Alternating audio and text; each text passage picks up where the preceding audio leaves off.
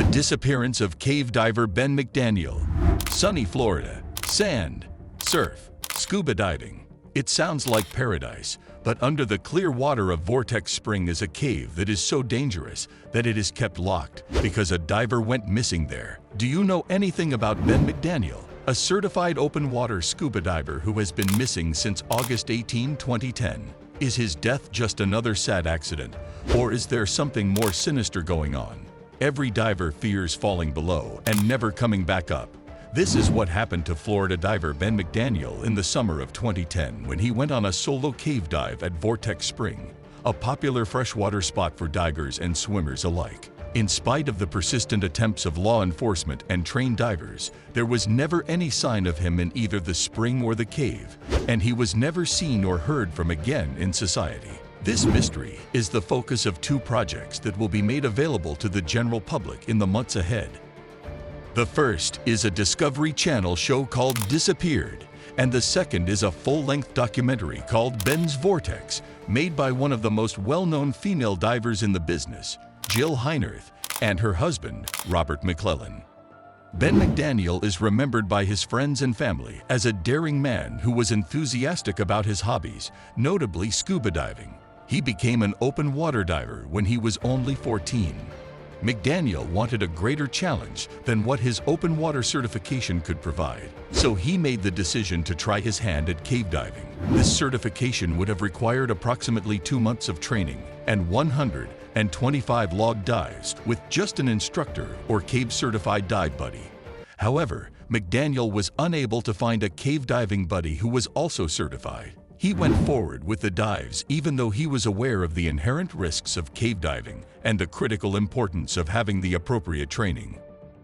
On the day of the unfortunate dive, which took place on August 18, 2010, McDaniel entered the spring on his own soon before nightfall. He did not have a dive buddy with him. 2 divers were coming out of the cave as he was going in. One of them was a commercial diver who works for Vortex Spring. Eduardo Turan had become a regular diver at Vortex in the weeks before McDaniel went missing. He knew that McDaniel was getting into the cave by unscrewing the security gate that kept the cave separate from the rest of the spring. McDaniel did not have a key to the gate because only cave divers who have received certification are given one. On that particular day in August, Turan went back and opened the gate for McDaniel before turning around. During prior dives, Turan sometimes would wait for the sight of McDaniel's bubbles at the surface as an indication that he was unmounting and okay. This was done since McDaniel's bubbles indicated that he was okay. This time, Turan and another diver did not wait to view those bubbles, and it is unknown if there were ever any bubbles in the first place. On August 20, 2010, a call was sent to cave divers in the area surrounding Vortex Spring, Florida, informing them that a diver had been reported missing and that it was highly likely that a body needed to be retrieved from the cave that is located within the spring. 3 teams of 16 divers answered the call and looked for Ben McDaniel's body for 36 days straight. They found nothing to suggest that he had drowned in the cave or the nearby spring. Every crack and opening in the cave was carefully looked through, with the exception of a small dangerous area in the back of the cave that even expert divers had trouble getting into. After making 3 separate attempts to enter the region, the proprietor of Cave Adventures, a dive business that is situated approximately an hour away from Vortex Spring, discovered that there was no evidence to suggest that any divers had been there. He had a theory that a diver of McDaniel's stature, more than 6 feet tall and 210 pounds, would not have been able to obtain entrance given the amount of work that was required to enter the building. Well, if you like this story so far, please don't forget to subscribe to our channel. Now let's keep going. Despite the fact that there was no evidence to imply what had happened to McDaniel, there were some strange indications that were discovered in the cave. The investigators were thrown into a loop when they found full air tanks at the cave's entrance for 2 reasons.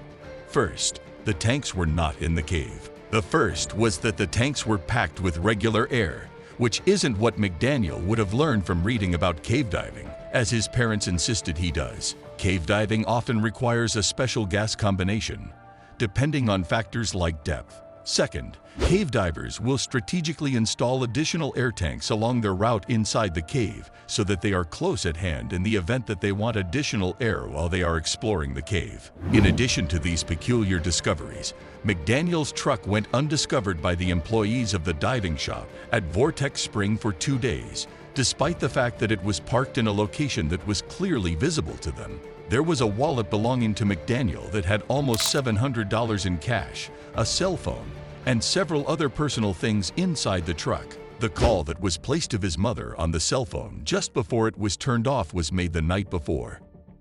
Shelby and Patty McDaniel, Ben McDaniel's parents, stayed at the scene of the searches day and night in the vain expectation that one of the divers would eventually come up with information about their son. They were willing to pay a reward of $10,000 to any cave diver who was willing to explore the extremely hazardous passageway, which was located in an area where even expert cave divers refuse to look for fear of their own lives. Because that location has not been searched yet, Ben's parents, who are distraught and angry, have come to the conclusion that it is likely there that Ben's body is located. Jill Heinerth decided to make a documentary on the mystery because she and her coworkers couldn't bring themselves to acknowledge the possibility that their theory could be wrong. Together with her husband, Robert McClellan, Heinerth has created a total of 4 films. One of these, titled Water's Journey, has been broadcast on PBS. Heinerth's primary goal in going to Vortex Spring was to film a cave dive so that he could show McDaniel's parents the obvious risks of cave diving and assist them in coming to terms with what happened to their son. He did this so that they could move on with their lives. But after reading McDaniel's logbooks, Heinerth learned that the cave was being mapped by McDaniel and that he had performed at least one dive to the cave's farthest extent. This was a revelation to Heinerth. She later changed her mind about the method and came to the conclusion that there wasn't adequate evidence that he wasn't in that portion of the cave. This led to her choice to film the documentary focusing on his disappearance, and she decided to call it Ben's Vortex. There are a lot of different ideas floating around about what truly took place with Ben McDaniel.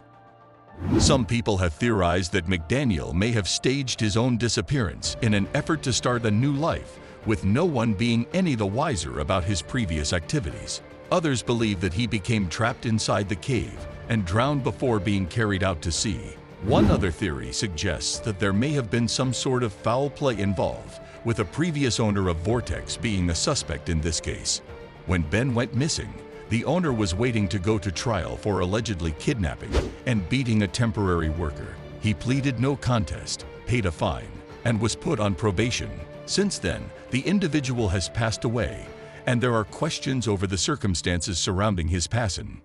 That's all for today. Hope you all liked our video, so don't forget to subscribe to our YouTube channel to see more of our incredible videos. Look forward to seeing you in the next video.